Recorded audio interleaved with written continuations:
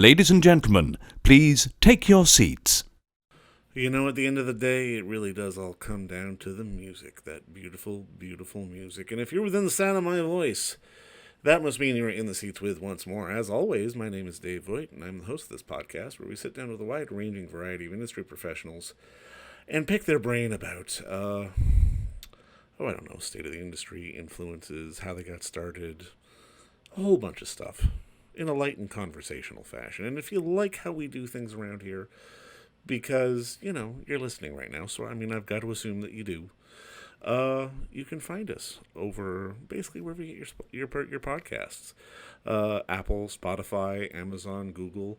It is all good. And, you know, you can also find us. I had to pause there for a sec for drama, but because that's how we do it, we also back up every single one of our episodes over at our In the Seats YouTube channel. And if you can give us a like and subscribe over there as well, that would be absolutely fantastic. Also, you can find us on social media. You can find us at either Facebook, Twitter, or Instagram at In the Seats or at It's Podcast One for all sorts of updates. But also, we're on Zoom. We're on we're on TikTok for all sorts of fun as well, if you want to check us out over at In the Seats on TikTok. But finally, and I do dare say most importantly, please pay us a visit over at In the Seats, intheseats.ca, for all the latest and greatest from the world of entertainment, film, television, and beyond, because that's just what we do. That's what we love to do.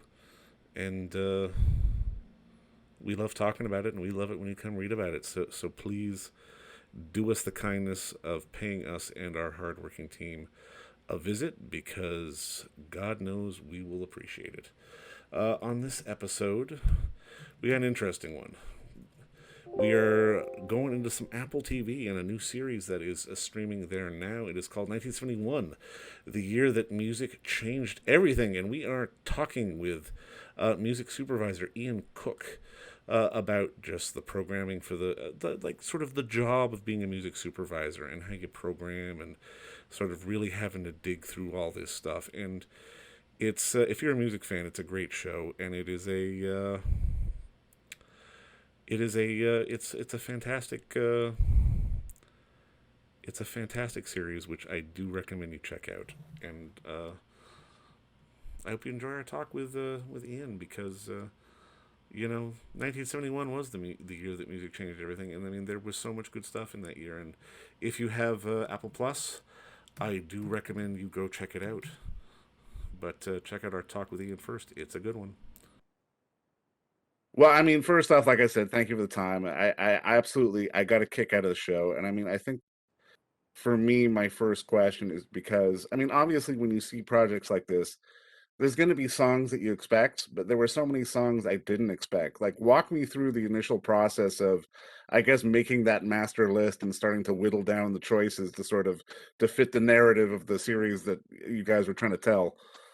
Yeah, you're exactly right. I mean, we started with a huge list of all the records released and recorded during the year. And then that comes down to editorial choices, like you say. I think the edit team spent a good 2 years in the edit, finding what the story was and going down different rabbit holes. And I think inevitably there's some big songs that aren't included in the series, but I think really it's my job as a music supervisor to help the director and the key creatives tell the story. And I think they really honed in and did a deep dive on certain artists, and there was some parallel storylines and some strands that they wanted to cover. And yeah, I mean, if the album of 1971 is a huge album, but hopefully this series did it justice for you and gave a good spread. I think we had over 150 songs by 58 different artists and 108 different songwriters. So when you take into account the likes of the Rolling Stones, Marvin Gaye, Sly and the Family Stone, John Lennon, Aretha Franklin, Joni Mitchell, Carole King, and on, Pink Floyd, Bob Dylan, George Harrison. It's insane that so many of those artists, that the albums certainly hold up today. They're 50 years on from release. So yeah, what a year.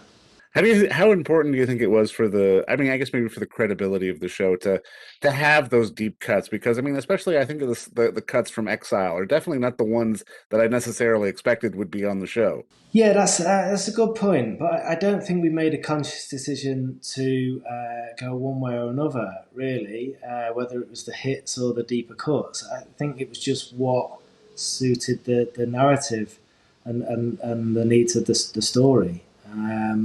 But I think, yeah, you're right. On balance, it's great that we do have some of the road less travelled songs, some of the deeper cuts alongside some of the hits as well. Now, I mean, I've got to figure that sort of your job on any sort of regular shoot is daunting at the best of times, depending on the songs that you're trying to get. But this feels like that times about 10. Like, is it easier to get clearances when you're doing something like this, or is it just that much extra paperwork? I mean, it was a very very challenging project from the off. I mean, believe it or not, I've actually been around this project for about the last 6 years. James Gay Reese, the producer, shared a manuscript that he was hoping to option of the David Hepworth book. Obviously, with it being so music heavy, he just wanted to see what was even viable. And yeah, it's incredibly daunting, and it's a huge, giant sort of jigsaw piece and a puzzle, and you're just trying to incrementally piece it together bit by bit over a long period of time. But certainly, I guess what's slightly easier, if you want to call it, than a fiction. So if it's a documentary series, obviously we're trying to tell the definitive story of 1971 and the music that was released. So inherently, a lot of those bands and songwriters want to be involved in this definitive story. So maybe the conversations are slightly easier than if you were trying to make a fictionalized biopic or something that along those lines. I think because it was in situ and in context, and the music used was the music from the year, then yeah, I mean, most people were really keen to be involved and to support the project. But why do you think 71 is such a seminal year? Because, I mean, obviously there are the stories of just the death of the 60s and the death of the hippie movement sort of in 69, and you reference that does get referenced by Altamont a little bit. But why do you think it took that extra year to sort of get to 71? Why wasn't it 70? Why do you think 71 was this sort of pivotal year? Yeah, I mean that's a good question. I mean, we talk about the Beatles disbanding on New Year's Eve, 1970. Maybe there's just a slight period of shock and gestation. I think the 60s was held in such magnitude that the episode with the Stones and Sly and the Family Stone kind of hint at it, where they almost have to retreat and put themselves in exile and go on this slightly different path. Maybe it is just the creative process that just took a little bit of time to kick in and consequently hit in 71. But I mean, yeah, it's an absolutely seminal year without a doubt. Well, and I love that the series does even sort of show that gap. And I mean, I'd forgotten Granddad actually existed as a song, and I laughed out loud when that was in there. Can you talk a little bit just in terms of trying to find those counter moments of levity? Because I mean, while there is such obviously all these big seminal moments in 71, there are these moments that are the polar opposite of it.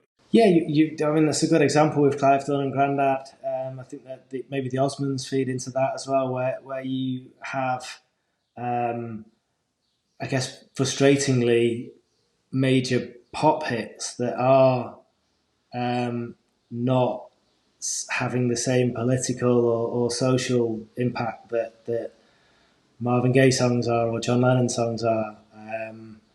but that are capturing a large slice of the audience. Now, I'm curious, what got you into this business? Because I can imagine on one end your job is a lot of fun, but I can imagine there's also a lot of paperwork and a lot of stress and hair pulling at the same time.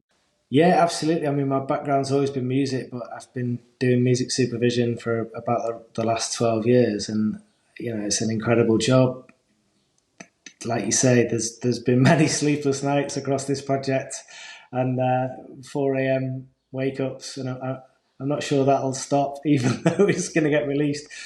I'll still be having these kind of sleepless nights. It's so ingrained in me. But no, you're right. I mean, it's amazing. We're music lovers. We're crate diggers. We love unearthing hidden gems and introducing them to a new audience. So I think it's a fascinating project, and all credit to the editorial team and the directors. I just think it's phenomenal, and I can't wait for everyone to see it.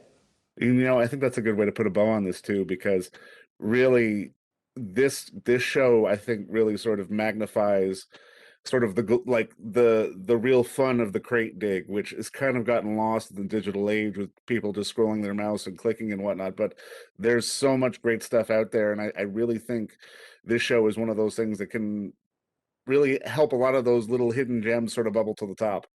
That's great to hear. Thank you. Well, thanks again for the time, Ian. This was a lot of fun. Lovely to meet you, David. And don't forget to visit our friends over at Bay Street Video for all your DVD, Blu-ray rental, or purchasing needs this summer, as they are still open for curbside and some mailing delivery as well.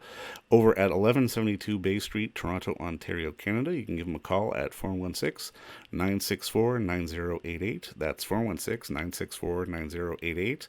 Or send them an email at baystreetvideoto@gmail.com for any of your DVD and Blu-ray needs.